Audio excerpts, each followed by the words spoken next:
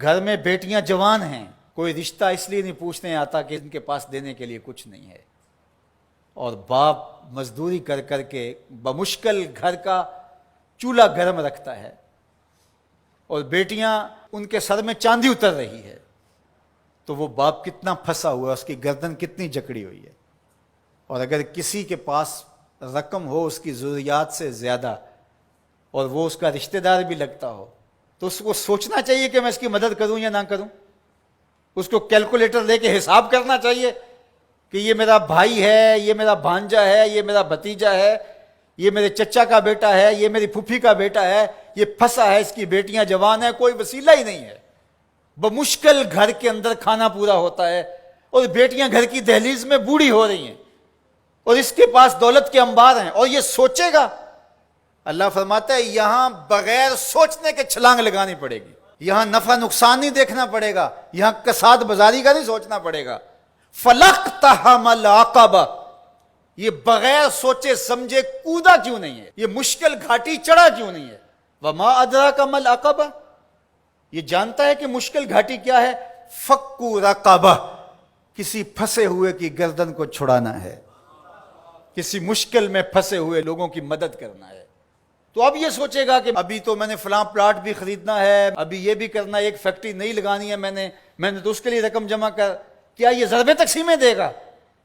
کہا اگر اسلام کا نور سینے میں اترا ہوا ہے تو اپنے بھائی کی مصیبت کو دیکھ لے گا جب، اور وہ جانتا ہے یہ واقعی پھنسا ہوا ہے، تو پھر اس گھاٹی میں چھلانگ لگاتے ہوئے وہ دائیں بائیں نہیں دیکھے گا، وہ فوراً چڑھ دوڑے گا اور فوراً فیصلہ کرے گا تاکہ دکھی کو مصیبت سے نکال سکے۔ فَكُّ رَقَبَةٍ، کسی پھنسے ہوئے کی گردن کو چھڑانا ہے، کسی مشکل میں پھنسے ہوئے لوگوں کی مدد کرنا ہے۔ او اطعام فی یوم ذی مسغبہ، یا بھوک کے دن کھانا کھلانا ہے۔ لاک ڈاؤن لگ گیا، لوگ ترس گئے، فاقے آ گئے، گھر میں بہت پڑا ہوا ہے، تو یہ سوچا جائے گا کہ میں نے تو 3 سال کے لیے رکھا ہے، اور یہ بندہ ریڑیاں رگڑ کے مر رہا ہے، اگر میں اس کو دے دیا تو 3 سال کے بعد تو میرے پاس کچھ نہیں ہوگا۔ یہ بات سوچنے کی نہیں تھی کہ 3 سال بعد میرے پاس کیا ہوگا۔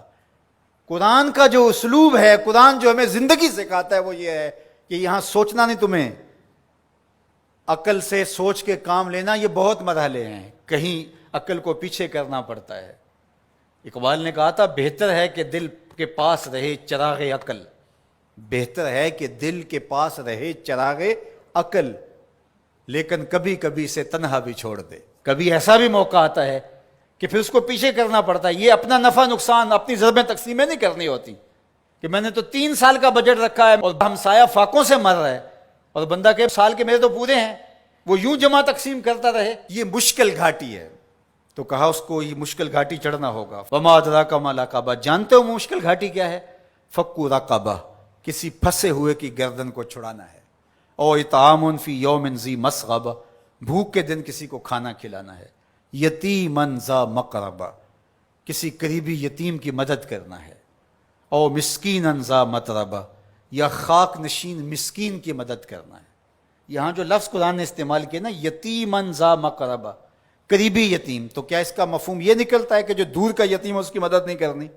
نہیں، بلکہ علماء تفسیر نے یہاں نقطہ بیان کیا کہ بندہ دور پار کے یتیموں اور غریبوں کی مدد کرتا ہے، اور ان کی تصویریں بھی کھنچوا لیتا ہے دور موجود میں، اور داد بھی لے لیتا ہے اور سخی بن کے سامنے آ جاتا ہے، لیکن یتیم خاندان کے اندر ہو تو ان کی مدد کر کے بندہ نمائش نہیں کر سکتا کہ میں نے اپنے بھتیجے بھانجے کے ساتھ یہ کیا ہے۔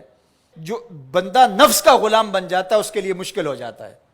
تو اس لیے اللہ تعالیٰ نے یہاں جو لفظ بیان فرمایا، یتیمن ذا مقربہ، قریبی یتیم کی مدد کرنا، او مسکینن ذا متربہ، یا خاک نشین مسکین کی مدد کرنا۔ کچھ لوگ انہیں پتہ ہے ہماری ہمسائیگی کے اندر ان کے ہاں نان شبینہ بھی نہیں ہے، تو وہاں جو ہے وہ مہینے میں 500 روپیہ دیں گے، اور 500 روپیہ دے کے یہ سمجھیں گے کہ ہم نے حق ادا کر دیا۔